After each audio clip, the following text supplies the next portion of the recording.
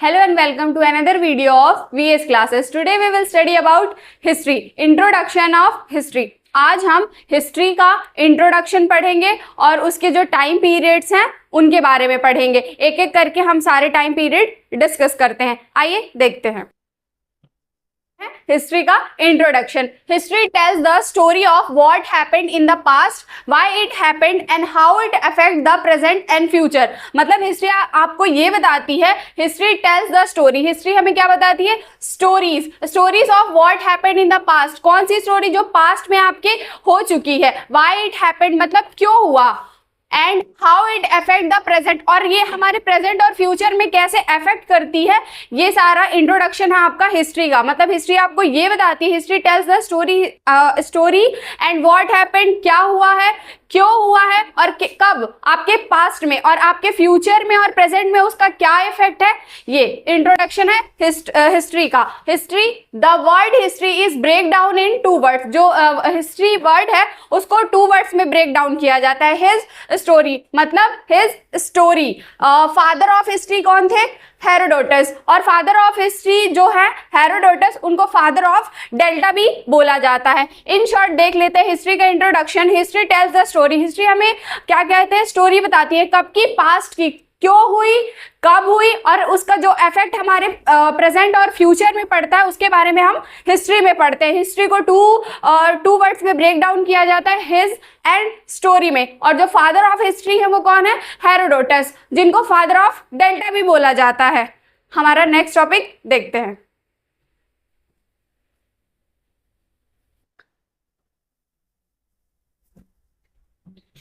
अब देखेंगे कि हिस्ट्री कितने पार्ट्स में आपकी डिवाइड है.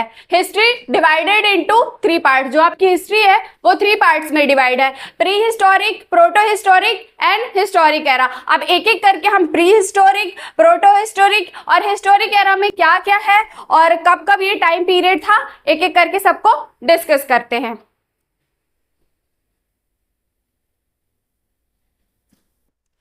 फर्स्ट ऑफ ऑल हम ये डिस्कस करेंगे कि प्री हिस्टोरिक में क्या है. ठीक है, प्री हिस्टोरिक को स्टोन एज बोला जाता है, जिसका जो क्या कहते हैं मतलब एग्जाम्पल कहाँ देखने को हमें मिलता है? भीमबेटका में. Study of pre historic is based on tools. जो स्टडी ऑफ प्री हिस्टोरिक है वो किस चीज पे बेस्ड है? Based on tools, stone. ये पूरा जो प्री हिस्टोरिक है आपका बेस्ड ऑन टूल्स और स्टोन पे है, इसीलिए इसको स्टोन एज बोला जाता है. Pre historic is also divided into 3 parts. जो आपका प्री हिस्टोरिक है वो भी 3 पार्ट्स में डिवाइड है. कौन कौन से पार्ट है आपके? फर्स्ट पार्ट है Palaeolithic stone age.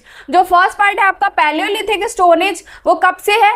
x equals to x to 9000 BC. मतलब जहां से शुरू होगा वहां से 9000 BC.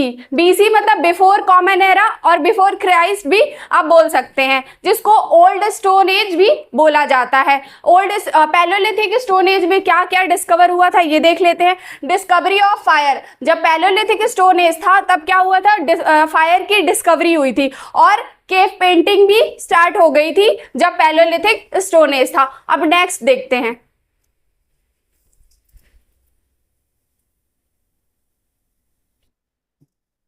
नेक्स्ट है आपका mesolithic stone age. Mesolithic stone age कब से था? 9000 टू 4000 BC तक, जिसको मिडिल स्टोन एज भी बोला जाता है. इसमें क्या हुआ था? मीजोलिथिक स्टोन एज में ट्रांजिशन फेज. ये क्या था आपका? ट्रांजिशन फेज था. और इसमें क्या क्या डिस्कवर हो गए थे? Sharper tools. जब स्टोन का यूज करना स्टार्ट कर दिए थे अब उसमें स्टोन से क्या कहते हैं? शार्पर टूल्स बनाने लगे थे. किस चीज के लिए? हंटिंग के लिए. बोज, एरोस, ये टूल्स के आपके टाइप्स थे. नेक्स्ट देखते हैं. नेक्स्ट आपका टाइप है Neolithic stone age. Neolithic stone age कब से कब तक था? 4000 टू 2500 BC तक, BCE तक, जो आपका न्यू स्टोन एज भी कहा जाता है. नियोलिथिक स्टोन एज में क्या हुआ था? फार्मिंग. यहाँ पे अब क्या लोगों ने क्या सीख लिया था? फार्मिंग करना सीख लिया था. एनिमल भी आ गए थे. एनिमल का क्या कहते हैं, उनका यूज करना सीख गए थे कि एनिमल का यूज फार्मिंग के लिए कैसे किया जाता है।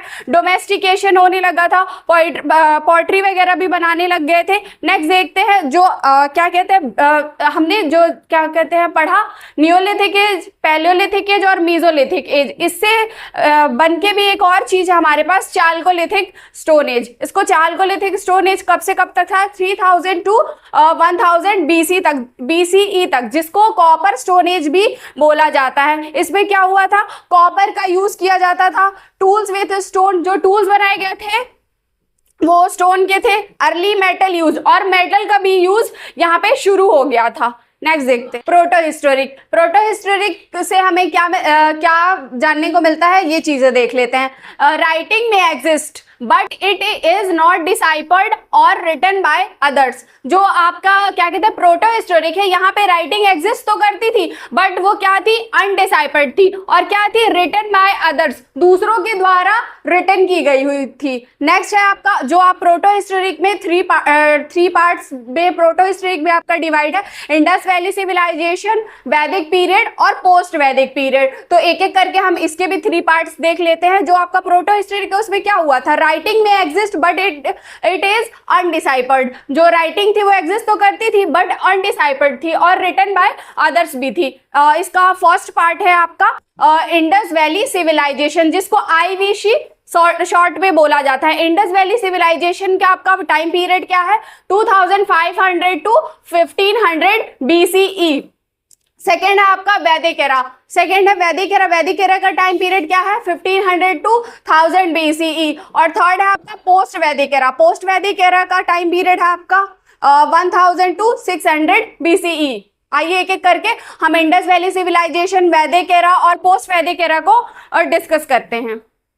आपका हिस्टोरिक एरा, जिसको क्या बोला जाता है, मेन फेज बोला जाता है। और हिस्टोरिक एरा में क्या था, क्लियर डिसाइफर्ड रिटन रिकॉर्ड। जो आपके रिटन रिकॉर्ड्स थे, वो जो सेकंड आपका क्या कहते हैं प्री हिस्टोरिक एरा है, उसमें क्या कहते हैं आपका जो भी रिकॉर्ड्स थे वो रिटन तो थे, मतलब एग्जिट तो करते थे बट क्या थे, अनडिसाइफर्ड थे। पर यहाँ पे आपके जो भी रिकॉर्ड्स है रिटन वाले वो क्लियर है और डिसाइफर्ड है। ठीक है, फर्स्ट है आपका वैदिक पीरियड। वैदिक पीरियड कब था, 1500 बीसीई। वैदिक पीरियड में क्या था, Vedas compose society based on tribes and rituals.